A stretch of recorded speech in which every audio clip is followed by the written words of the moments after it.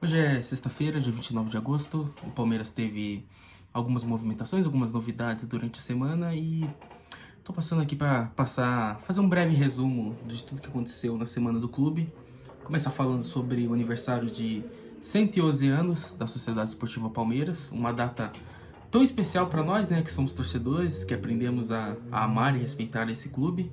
E, enfim, parabéns ao Palmeiras, vida longa ao Palmeiras, que enquanto existir mundo, possa existir o Palmeiras, para que a gente possa ter, durante muito tempo, durante várias e várias gerações, a alegria, né, de torcer para esse clube. Algum dos momentos mais felizes que eu tenho na minha vida é como torcedor palmeirense, então, enfim, muito feliz por mais um ano de vida, né? Vida longa à Sociedade Esportiva Palmeiras, hoje e sempre. Após esse início com essa bela declaração, vamos falar sobre algumas coisas que aconteceram durante essa semana. Começar falando sobre a convocação do Flaco Lopes, que eu acho que é muito merecido. É um jogador que vem evoluindo muito nos últimos tempos, principalmente após a volta do Mundial, né? Com essa nova formação que o Palmeiras usa, com uma dupla de ataque. E ele atuando como esse híbrido, né, entre um segundo atacante e um meio atacante, que é onde ele se encontrou no Palmeiras e é onde ele foi, é como ele começou a jogar na carreira dele, né? Ele é formado no Lanús como esse jogador, né? Um jogador que atua atrás do centroavante. E realmente ele vem tendo uma evolução muito grande, disparado o melhor ano dele no Palmeiras desde que ele chegou ao clube. Eu sou um torcedor que muitas vezes foi crítico ao futebol do Flaco Lopes, algumas situações que aconteceram com ele, gols perdidos, entre outros, mas realmente esse ano não tenho o que falar. É um ano muito bom, é um ano em que ele cresce muito como jogador, ele mostra um grande amadurecimento técnico e tático, e é muito merecida a convocação dele. Todos os méritos e todos os elogios ao atleta, para que ele continue tendo sequência, uma boa sequência dentro do Palmeiras e também dentro da seleção da Argentina, que ele continue sendo convocado. E é também muito importante que o Palmeiras fique de olho, porque a gente está falando de um centroavante, um jogador jovem, de apenas 25 anos, que está mostrando muito potencial e que acabou de ser convocado para a sua seleção.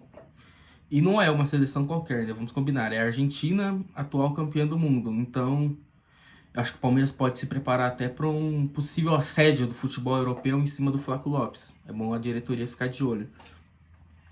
Passa também pelo anúncio da chegada do Andrés Pereira, que a gente ficou esperando muito, né, durante a semana que ele fosse anunciado.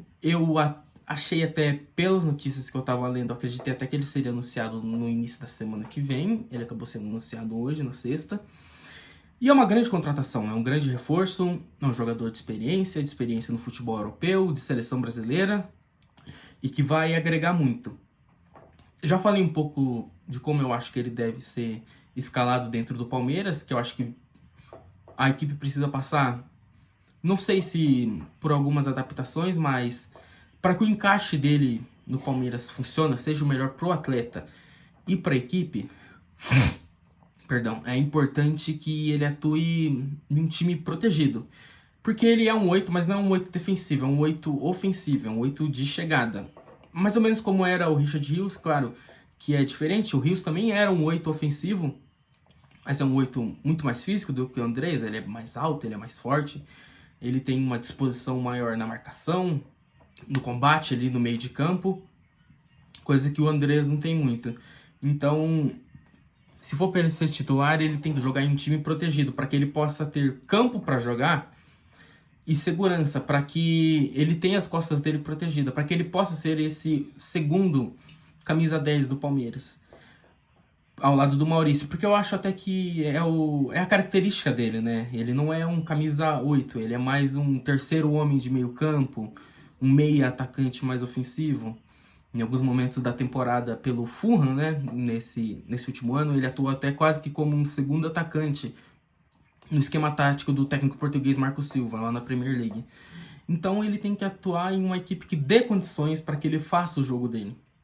É claro que o Abel pode taticamente segurar ele um pouco mais, querer que ele seja um camisa 8 mais recuado, mais armação, para manter o equilíbrio da equipe, Mas eu acho que aí você perde o melhor do atleta. É um atleta de muita qualidade, que tem muito para agregar, e eu acho que ele tem que atuar da melhor maneira possível, no melhor posicionamento, para que ele possa ajudar muito o Palmeiras.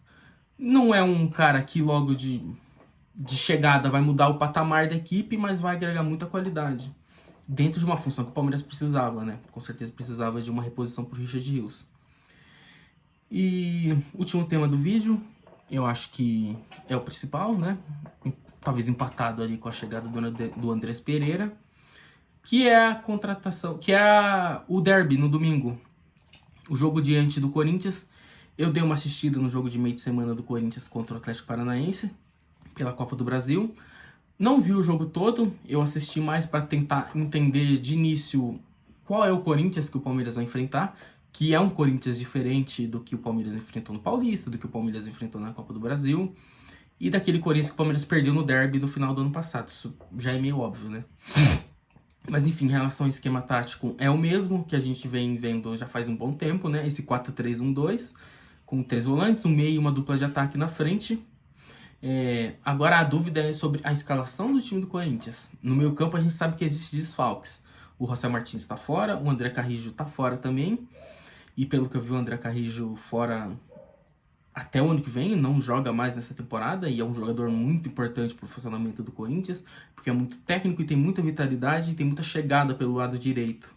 Preenche muito bem aquele corredor direito, como meia direito ou até mesmo ponta. Por mais que nessa formação atual do Corinthians ele seja mais um volante pelo lado direito, né? Um meio campista pelo lado direito. Então esses dois não jogam. Talvez jogue Maicon, Ranieri e Breno Bidon, ou Charles, são opções. A questão é na dupla de ataque. Memphis Depay e o Roberto devem estar disponíveis, só que a gente tem que ver com que condições eles vão estar. O Roberto, ele retorna recentemente de uma lesão. O Dorival Júnior tinha até a expectativa de ter ele disponível para o jogo contra o Atlético Paranaense, mas acabou que ele não ficou nem no banco, né? Ele acabou não indo nem para o banco de reserva no jogo. Eu acredito que ele vai ser relacionado sim para o derby. É claro que o Corinthians vai querer contar com ele, só que acho muito difícil que com condições de começar como titular, né?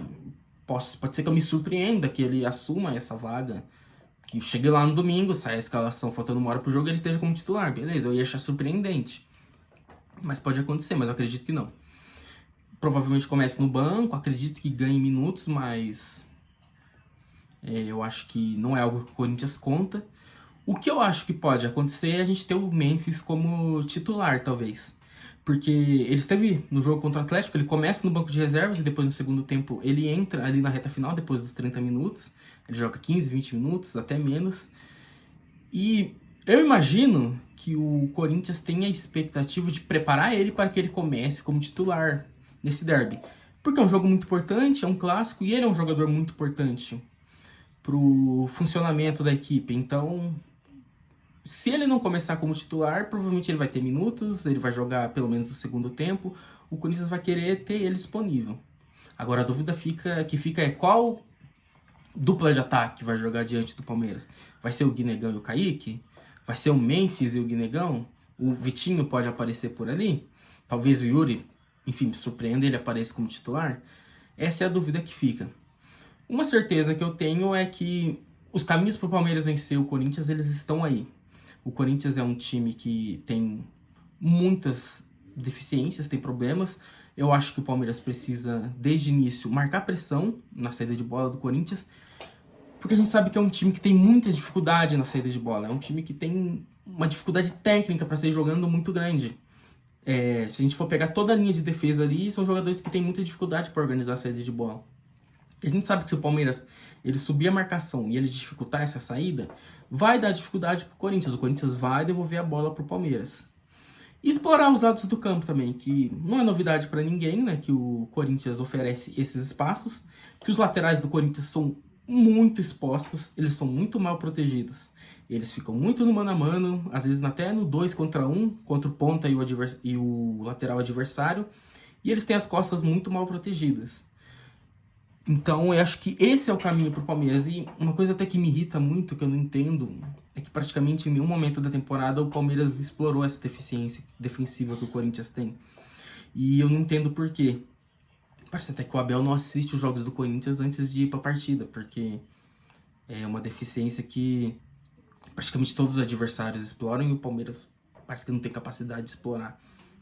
Eu até começaria nesse jogo com o Kelvin mesmo, com o Kelvin e o Piquerez, para que a gente tenha dois laterais ofensivos com boa chegada dos dois lados, para explorar dos dois lados, para você incomodar o Bidu pela esquerda e o Mateuzinho pela direita.